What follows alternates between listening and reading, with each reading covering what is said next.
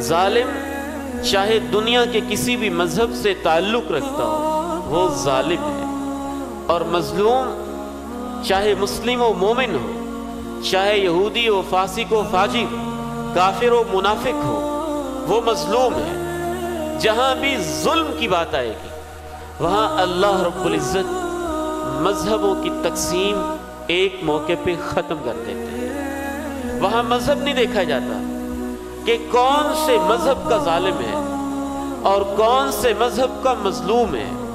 ظالم ظالم ہے، چاہے کسی بھی فرقے سے، کسی بھی مسلک سے، دنیا کے کسی بھی مذہب سے تعلق رکھتا ہے، اور مظلوم مظلوم ہے۔ یہ بہت بڑی بات ہے، کوئی معمولی بات نہیں کہ ظلم واحد شریعت کا ایک ایسا عنوان ہے جہاں میری ناقص معلومات کے مطابق مذاہب کی تقسیم عارضی طور پہ ختم کرتے ہوئے اللہ رب العزت یہاں تک ارشاد فرماتے ہیں اپنے پیغمبر کی وساطت سے کہ دنیا بھر کے انسانوں کو پیغام دے دو، اتقِ دعوت المظلوم فإنه ليس بينها وبين الله حجاب۔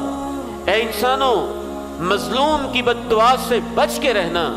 مظلوم کی بد دعا اور اللہ کے درمیان کائنات کے ہزاروں فاصلوں کے باوجود کوئی رکاوٹ نہیں ہوتی ہے۔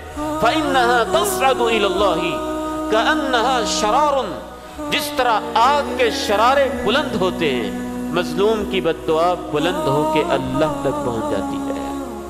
یہاں اپنے مظلوم کا ہے، اور شارحین حدیث لکھتے ہیں بعض روایات کے اندر بھی اس لفظ کا اضافہ ہے وَلَوْ كَانَ كَافِرًا، چاہے وہ مظلوم کافر ہی ہو۔